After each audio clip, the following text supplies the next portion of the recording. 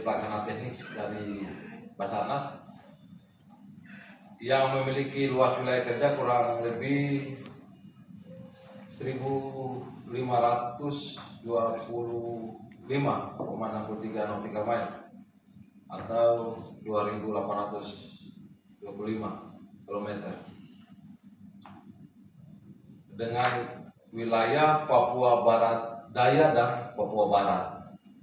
Karena pos kita itu ada di Fakfak, ada 2 posar dan 1 unit siagasar.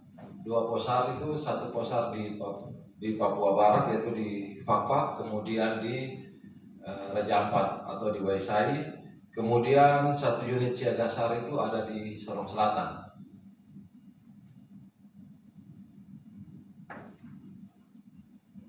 Dengan luas wilayah tersebut dan jumlah personil di kantor SAR Sorong itu kurang lebih 65 orang.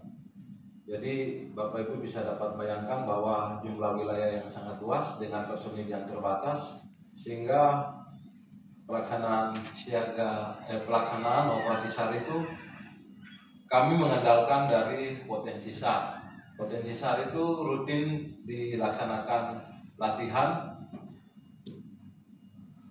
Setiap kali pelaksanaan latihan itu kurang lebih sekitar 50 orang. Dan tahun 2024 kita laksanakan kurang lebih 150. Ya, sudah ya? 150 ya? 150 orang yang terakhir kita laksanakan itu di Waisai atau di Raja Ampat. Dengan melaksanakan latihan potensi SAR ini kita harapkan supaya teman-teman potensi SAR yang terlibat itu bukan dari Basarnas tetapi dari komunitas, kemudian dari BPBD, TNI Polri serta mahasiswa, itu mereka bisa menjadi kepanjangan tangan dari kantor SAR sendiri dalam pelaksanaan operasi SAR. Berikut untuk pelaksanaan operasi SAR yang dilaksanakan di kantor SAR Sorong dari bulan Januari 2024 sampai dengan Desember itu kurang lebih ada sekitar 32 kasus dengan jumlah korban 110 orang, kemudian yang selamat kurang lebih 77 orang, meninggal 7 orang dan hilang 26 orang. Jika kita bagi per bulan, maka di bulan Januari itu ada kecelakaan kapal 1 unit speedboat dengan POB 6 orang yang terbalik di sekitar perairan Pulau Ram dan Tanjung Kasuari. Itu kejadian tanggal 12 Januari 2024, 6 orang selamat, kemudian kecelakaan satu rakit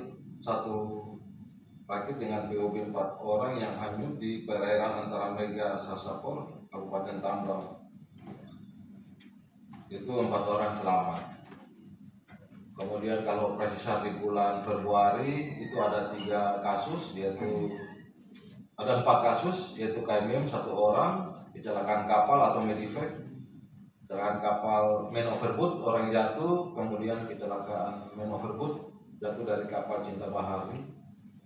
Terus 1 WNA yang dilaksanakan Medivac. Dari 4 kecelakaan itu 1 orang meninggal, kemudian 1 orang selamat, yang Medivac itu dievakuasi, 1 orang hilang, dan yang jatuh dari kapal KM Cinta Bahari 12 perairan Pulau Debatan distrik Misol itu 1 orang meninggal. Nah, mungkin Bapak Ibu bisa lihat di layar pelaksanaan operasi SAR yang kita laksanakan per bulan. Kemudian di bulan Maret itu ada kecelakaan kapal di Raja Ampat dengan PB 23 orang, kemudian bencana alam banjir di Kota Sorong pada tanggal 8 Maret 9 orang selamat. Kecelakaan kapal KM Sinar Lema GT29 yang hilang kontak di perairan Pulau Misol dan Sorong, Kabupaten Raja Ampat dengan PB 4 orang itu dinyatakan hilang. Kemudian ada bantuan Medivac evakuasi jenazah WNA asal Amerika yang meninggal. Jadi bantuan medevac itu hanya evakuasi, tidak pencarian. Kemudian pelaksanaan operasi SAR di bulan April, yaitu kecelakaan kapal longboat dengan PB 2 orang. Kemudian di bulan Mei itu ada 1 orang yang hilang di Dusun Taruh Tambani, distrik Kokoda, itu ditemukan selamat. Kemudian kecelakaan kapal main overboard, 1 orang jatuh dari rumpun dan itu dinyatakan hilang di perairan Tambang. Itu Juni sampai pelaksanaan April, Mei dan Juni. Kemudian di bulan Juli itu ada 6 kasus. Kemudian bulan Agustus itu ada 3 kasus penanganan operasi SAR. Kemudian di bulan September itu ada 4 kasus. Bulan November itu adalah 2 kasus, dan di bulan Desember itu ada 4 kasus yang bagi kami cukup besar, yaitu KM Aspak 3 dengan PB 17 orang, 2 orang selamat dan 15 orang itu dinyatakan hilang. Untuk KM Aspak 3 itu sampai saat ini kita masih menggelar operasi SAR secara informasi.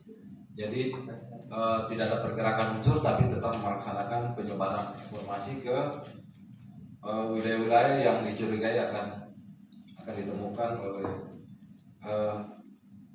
arah buangan daripada perkiraan arus laut. Demikian, jadi total kasus di tahun 2024 itu seperti yang tadi saya sampaikan, ada 32 kasus dengan jumlah korban 110, kemudian selamat 77 orang dan meninggal 7 orang, hilang itu 26 orang. Kalau kita lihat perbandingan dari tahun 2024 dengan 2023, 2024 itu ada peningkatan jumlah kejadian, tetapi ada penurunan dalam jumlah korban. Kalau di tahun 2023, mengacu dari 2023 itu kejadian ada kurang lebih 18 kasus, kemudian dengan total korban kurang lebih 137. Sedangkan di tahun 2024 itu 110. Jumlah kejadiannya besar, tetapi jumlah korbannya rendah. Dengan kalau di tahun 2023 jumlah selamatnya 131, sedangkan di tahun 2024 adalah 77. Kemudian yang meninggal di tahun 2023 adalah 3 orang, sedangkan di tahun 2024 kurang lebih ada 7 orang. Kemudian hilang di tahun 2023 adalah 3 dan 2024 adalah 26.